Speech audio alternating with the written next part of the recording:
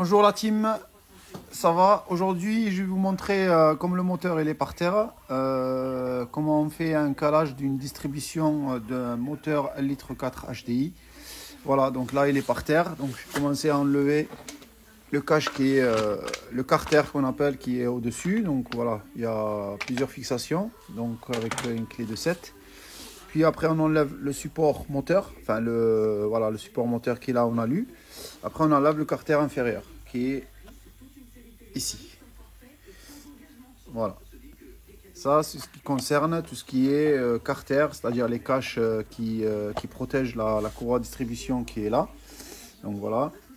Vous avez la poulie d'arbre à cam qui est là. La pompe HP qui est derrière ici. Et le vélo qui est là. Voilà, donc là je vais enlever tout ça. Donc la fixation du support, vous en avez des boulons de 16 qui sont là. 1, 2, 3 et 4 à enlever. Donc là il est par terre, c'est beaucoup plus facile. Et comme ça je vais vous montrer comment mettre les piges de calage. Voilà la team, une fois qu'on a tout enlevé, ça se présente comme ça. Donc vous avez, comme je disais tout à l'heure, la poulie d'arbre à cam qui est là, la pompe HP qui est là, le galet tendeur, le galet enrouleur, la pompe à eau et le vélo. Voilà, ça se présente comme ça. Ça c'est une courroie de distribution. Pour info, la courroie de distribution, elle synchronise le bas moteur avec le haut moteur. Donc le bas moteur, tout ce qui est vilebrequin qui entraîne les pistons, et le haut moteur qui entraîne tout ce qui est, qu'on appelle l'arbre à cam, tout ce qui est soupape, pour ouvrir et fermer. Donc c'est la synchronisation, c'est cette courroie là qui fait, voilà, la synchronisation, et en même temps qui entraîne la pompe à eau, qui est entraînée par la courroie de distribution. Toujours préférable de changer la pompe à eau, parce que demain, si elle est amenée à fuir ou il y a des scientements, on est obligé de retomber la courroie de distribution pour pouvoir accéder, pour la changer. Donc le mieux, on fait kit complet, c'est-à-dire courroie, distribution, galet enrouleur, galet tendeur, pompe à eau. Maintenant, on va procéder au calage de cette distribution. Donc, on voit bien qu'il y a un trou ici. Voilà, ça c'est pour mettre la pige.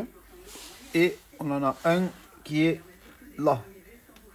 Donc ce trou là, il faut qu'il soit aligné avec un passage derrière qui est derrière ça c'est une cible pour le capteur PMH qui est là. Donc faites attention de ne pas l'abîmer. D'ailleurs on est obligé de l'enlever pour pouvoir sortir la courroie.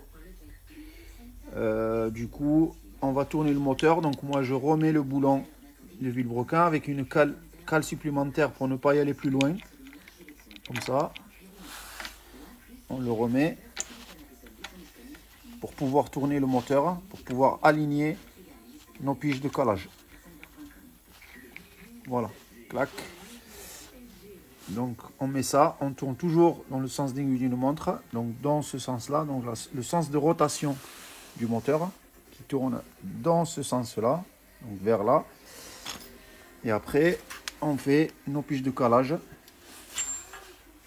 Ça et la pompe HP qui est là, pareil. Elle a un petit repère ici et on voit bien le trou qui est derrière.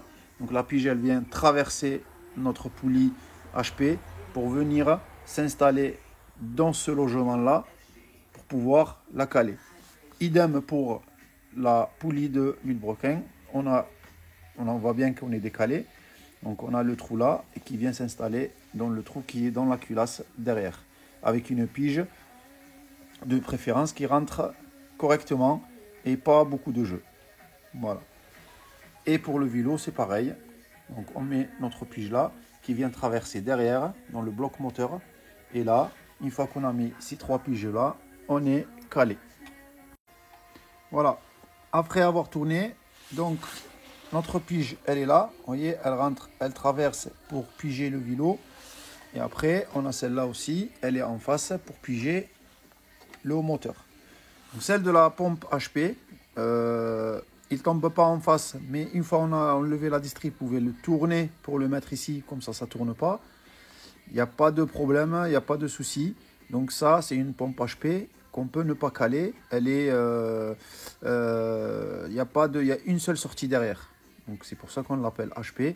Il y a une seule sortie, donc on peut, si elle ne tombe pas en face, rien de grave, ne vous inquiétez pas. Vous pouvez soit la remettre comme elle est, vous mettez un point de repère et vous la remettez telle qu'elle est, ou bien vous la tournez, vous la faites sur le point de repère là-haut, et comme ça, elle ne bouge pas.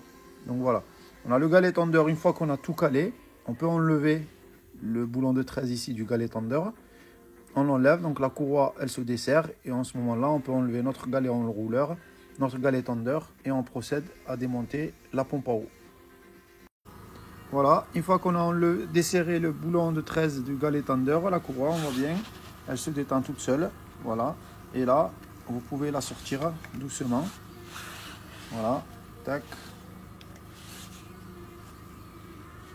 de son logement pour pouvoir. Donc comme je disais tout à l'heure, le capteur PMH, vous pouvez le sortir, donc le nettoyer tout à l'heure après avant de le monter. Voilà, il est là pour pouvoir sortir la courroie correctement. Voilà, j'ai sorti la courroie, donc elle est par terre. Donc messieurs, ça c'est une opération technique. Donc je fais cette vidéo pour ceux qui ont un petit peu de notion de mécanique. Donc ne le faites pas si vous connaissez pas du tout, ou c'est pas des tutos pour des amateurs qui n'ont jamais fait une courroie distribution. Donc malgré que c'est facile, mais il faut avoir un minimum de connaissances et de compétences. Voilà. Là, on enlève le galet tendeur pour mettre le nouveau. Et après, on enlève la pompe à eau. On a les boulons qui sont là. Toujours pareil, le moteur est par terre. Donc, moi, j'ai pas beaucoup de difficultés. Mais une fois le moteur sur place, c'est beaucoup plus... Il y a moins d'espace. Donc, je profite de vous faire la vidéo pour que vous voyez un petit peu comment on procède, etc. Et une fois le moteur sur place, on n'a pas beaucoup d'espace et c'est un peu plus compliqué. Voilà. Donc cette pompe, voilà, je peux la tourner et là je tombe sur mon repère. Je mets mon repère justement pour quand on va mettre la courroie, elle nous fait pas trop galérer. Donc là on met notre repère et il n'y a aucun souci. Le plus important, c'est la synchronisation entre là et là. À l'époque, on est obligé de la caler bien avant d'enlever la courroie parce qu'il y avait plusieurs sorties derrière. Et il y avait un calage vraiment important pour pouvoir, sinon le moteur ne démarre pas. Donc là, c'est pas le cas sur ces nouveaux moteurs là. Donc le plus important, c'est le bas moteur avec le moteur. J'ai enlevé la pompe à eau, donc la pompe à eau est propre, donc c'était un joint en métal. Donc pour savoir, pour info, les joints en métal, on ne met pas de pâte à joint, ou très peu. Donc voilà. Donc quand il n'y a pas de pâte, vous voyez, il sort beaucoup plus facilement. Donc la pompe à eau elle n'est pas collée ni rien. Donc c'est un joint métal. Donc il y a des fournisseurs, des fabricants de kits distribution qui fournissent des joints en pâte. Comme vous voyez, moi j'ai reçu une pompe à eau qui est là avec un joint en métal. Donc je disais, ce joint métal normalement il n'a pas besoin de pâte à joint, ou très peu, pour qu'il colle et quand vous mettez. Donc il y a des petits trous qu'on voit bien ici. Donc ça c'est pour mettre les boulons en préalable pour que le joint ne bouge pas, il ne va pas ni à droite ni à gauche. Et pensez à bien nettoyer la portée ici, pour pouvoir mettre votre pompe à eau. Très important. Donc pour la pompe à eau, quand on procède au serrage, donc toujours en croisée, donc on serre pas trop, donc on serre un serrage normal.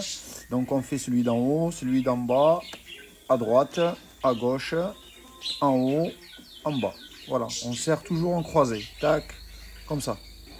On ne serre pas celui-là, on tourne comme ça. On fait le mieux, c'est on serre en haut, en bas, à droite, à gauche.